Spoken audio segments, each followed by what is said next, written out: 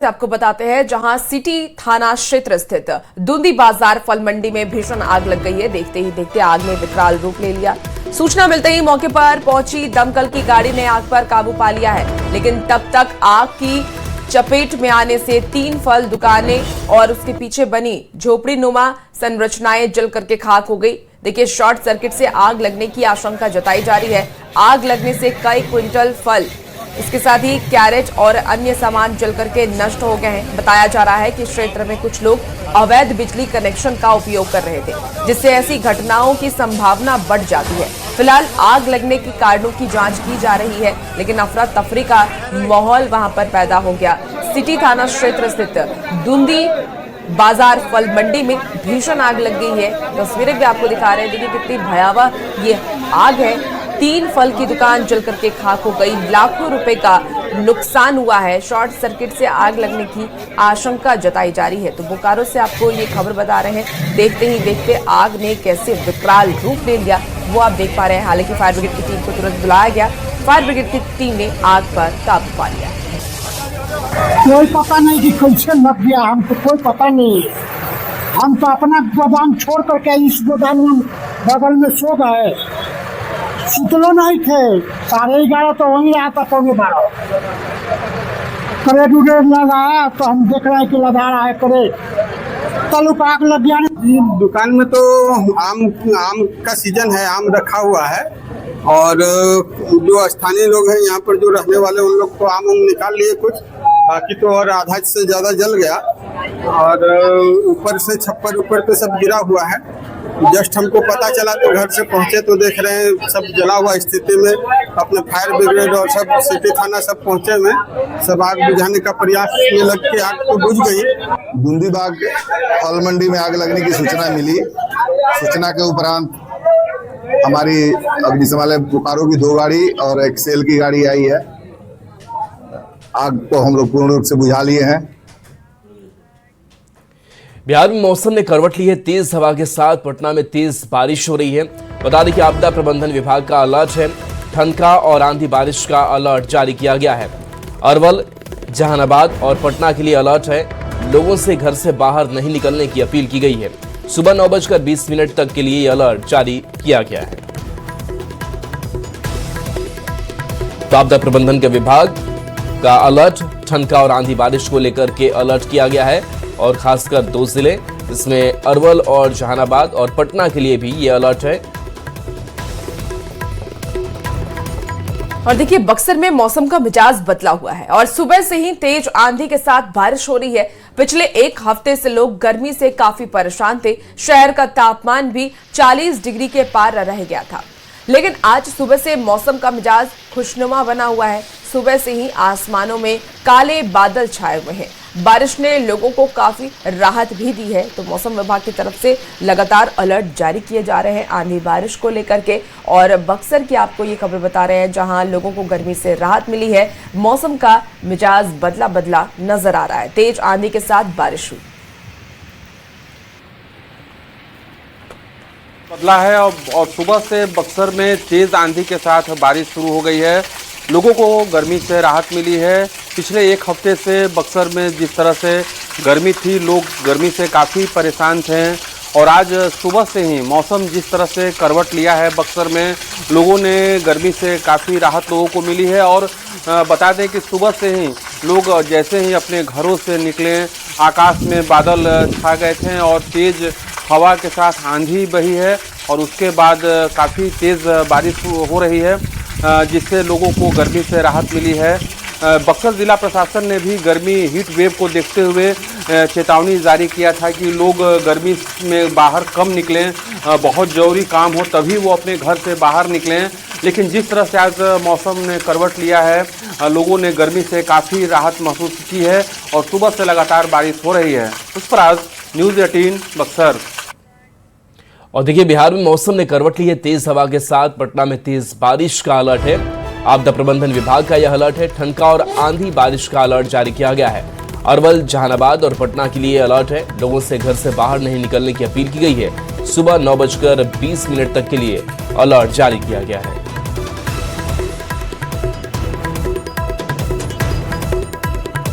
मौसम ने अचानक से करवट ली है और इसको लेकर के आपदा प्रबंधन विभाग ने येलो अलर्ट भी जारी किया है। बताते ये चले कि पटना, जहानाबाद, अरवल के साथ साथ बिहार के कुछ ज़िले हैं जहां को लेकर के ऑरेंज अलर्ट जो है वो जारी किया गया है। और सुबह सुबह जो है वो मौसम ने करवट ली है। चिलचिलाती धूप और उमस भरी गर्मी से बिहार वासियों को राहत मिली है। और बताते ये चले कि अगले कह सकते हैं कि 2 दिनों तक मौसम के मिजाज में आंशिक बदलाव देखने को मिलेगा। लोगों को गर्मी से थोड़ी राहत रहेगी। बारिश जो है वो बिहार के अत्यधिक जिलों में झमाझम हो रही है। और मौसम विभाग की तरफ से भी जो जानकारी दी गई है उसके मुताबिक मौसम का मिजाज जो है अगले 2 दिनों तक ऐसा ही रहेगा।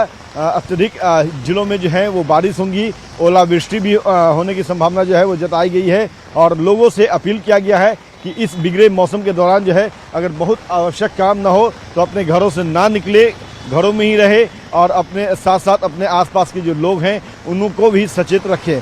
क्योंकि जब मौसम का मिजाज बिगड़ता है तो ऐसा अमूमन देखा गया है कि कई जगहों पे बिजली के खंभे कवर जाते हैं, कई जगहों पे जो है पेड़ उखड़ के सड़क पे आ जाती है। तो इस दौरान जान माल का जो है वो नुकसान होता है। लोग जो है वो मौत के जो है आगोश में भी आते हैं। और इसी को देखते हुए जो मौसम विभाग है, आपदा प्रबंधन विभाग है, उसने लोगों से अपील किया है कि आप अपने घरों में ही रहें, सुरक्षित रहें। कैमरा पर्सन मनीष जुनेजा के साथ अमित कुमार, न्यूज 18 पटना।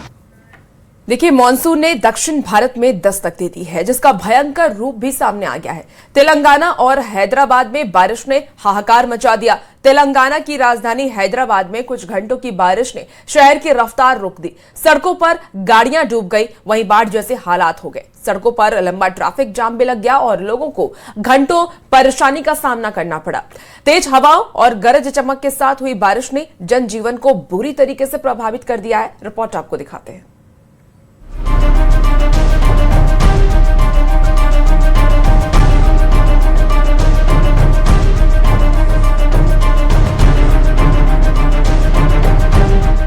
कहीं गाड़ियां डूब गईं, कहीं टू व्हीलर बहने लगे, हर तरफ हाहाकार मचा हुआ है। अभी दक्षिण भारत में मानसून ने दस्तक दी ही है कि वो आफत बनकर नजर आ रहा है। हैदराबाद में कुछ घंटे की बारिश ने शहर का दम निकाल कर रख दिया। भारी बारिश से हालात खराब हो गए। देखते ही देखते कई कारें पानी में समा गईं। कई लोग अपनी गाड़ियों को खींचते नजर आए। टू व्हीलर तो पानी में ही गुम हो गए। ऐसा लगा मानो सड़क पर समंदर उतर आया। सड़कें गुम हो गईं। फ्लाईओवर से पानी नीचे बहने लगा। गाड़ियों के पहिए भी जाम हो गए। आसमान से बरसता पानी, सड़कों पर बहता सैलाब। हैदराबाद में मानसून ने शहर की तैयारियों की पोल खोल दी। कुछ ही घंटों की तेज बारिश ने कई इलाकों को जलमग्न कर दिया। बारिश इतनी तेज थी कि कई गाड़ियां बीच रास्ते में ही बंद हो गईं। सड़कों पर लंबा ट्रैफिक जाम लग गया और लोगों को घंटों परेशान होना पड़ा। तेज हवाओं और गरज चमक के साथ हुई बारिश ने जनजीवन को बुरी तरह प्रभावित कर दिया। रामनगर और हैदरगुड़ा समेत कई इलाकों में पेड़ गिरने की घटनाएं सामने आई। कई जगहों पर बिजली आपूर्ति भी बाधित रही। खराब मौसम के बीच बिजली का तार टूटकर गिरने से 2 लड़कों की जान चली गई। मौसम विभाग के मुताबिक दक्षिण पश्चिम मानसून तेजी से आगे बढ़ रहा है और जल्द ही पूरे तेलंगाना इसके प्रभाव में होगा। कई जिलों में भारी बारिश और तेज हवाओं को लेकर अलर्ट जारी किया गया है। वहीं कर्नाटक में भी मानसून की बारिश मुसीबत बन गई। कर्नाटक के बेलगावी में हालात और भी ज्यादा गंभीर नजर आए हैं। कई दिनों से हो रही मूसलाधार बारिश ने पूरे इलाके को पानी पानी कर दिया। शहर हो या गांव, हर तरफ जलभराव दिखाई दिया। निचले इलाकों में घरों और दुकानों के भीतर तक पानी पहुंच गया। बारिश की वजह से कई रास्ते डूब गए, जिससे यातायात बुरी तरह प्रभावित हुआ है। कित्तूर और यरगट्टी जैसे इलाकों में बारिश ने सबसे ज्यादा असर दिखाया है। कई सड़कें नदियों में तब्दील हो गईं। तेज बहाव में टू व्हीलर और ऑटो तक बहते नजर आए। मौसम विभाग ने आने वाले दिनों में भी दक्षिण भारत में भारी बारिश की चेतावनी दी है। प्रशासन ने लोगों से सतर्क रहने की अपील की है। फिलहाल तेलंगाना और कर्नाटक में मानसून राहत से ज्यादा चुनौती बनती दिखाई दे रही है। Bureau report, news 18।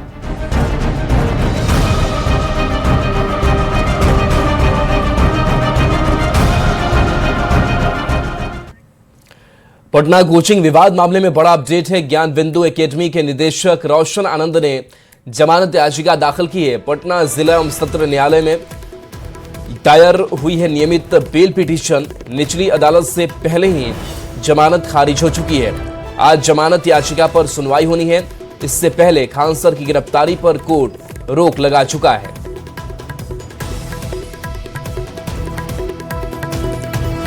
तो बिहार में कोचिंग संस्थानों को लेकर के राज्य सरकार बड़ा कदम उठाने जा रही है। मुख्यमंत्री सम्राट चौधरी ने शिक्षा विभाग को कोचिंग संस्थानों के लिए नई नियमावली बनाने का निर्देश दिया है। अब सभी कोचिंग संस्थानों को अपने यहां पढ़ने वाले छात्रों का पूरा ब्यौरा जिला प्रशासन को देना होगा। रिपोर्ट आपको दिखाते हैं।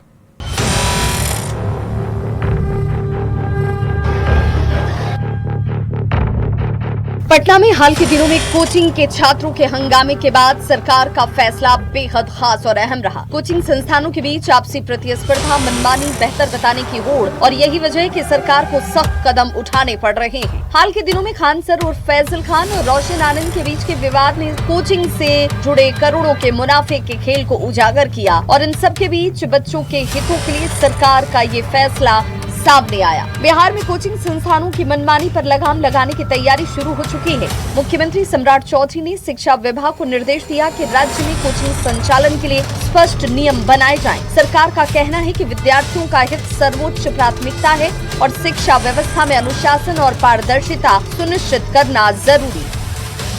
सरकार ने साफ कर दिया है कि स्कूल और कॉलेज के निर्धारित समय के दौरान कोचिंग संस्थान अपनी कक्षाएं नहीं चला पाएंगे।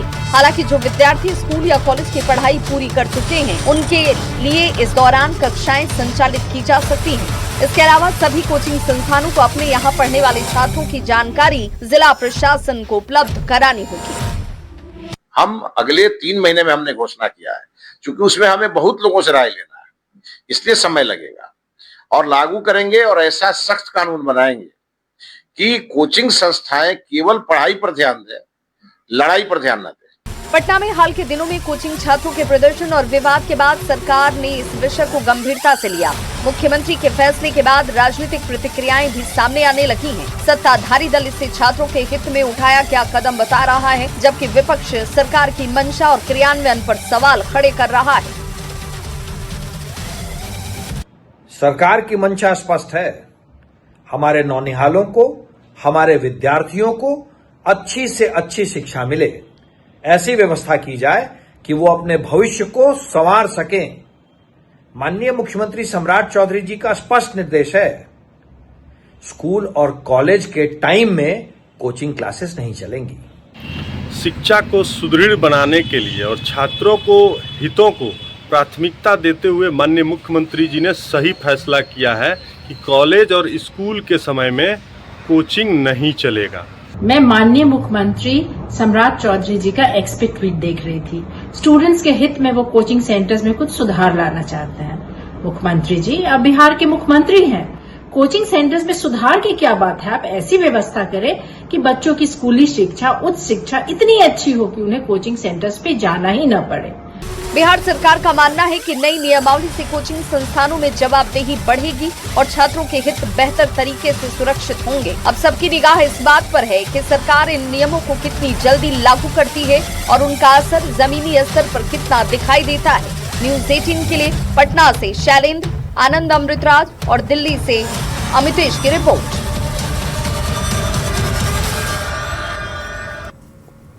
अब बात एक ऐसी खबर की जो आपकी रोंगटे खड़े कर देगा। कैमूर में धर्मांतरण के लिए ऐसी घिनौनी साजिश रची गई जिसे जानकर आप भी हैरान रह जाएंगे। पति एक महिला से रेप करता रहा और उसकी पत्नी वीडियो बनाती रही। इसके बाद धर्मांतरण ब्लैकमेलिंग की साजिश का खेल रचा गया। पति ने महिला से किया रेप, पत्नी बनाती रही वीडियो, धर्मांतरण का घिनौना खेल। थाने में खड़े इस दंपत्ति के हैवानियत भरे चेहरे को देख लीजिए। धर्म परिवर्तन के लिए दोनों ने ऐसा घिनौना खेल खेला कि आपके भी रोंगटे खड़े हो जाएंगे। कैमूर के रामगढ़ थाना क्षेत्र में महिला को नशीले पदार्थ खिलाकर जबरन रेप की घटना को अंजाम दिया गया।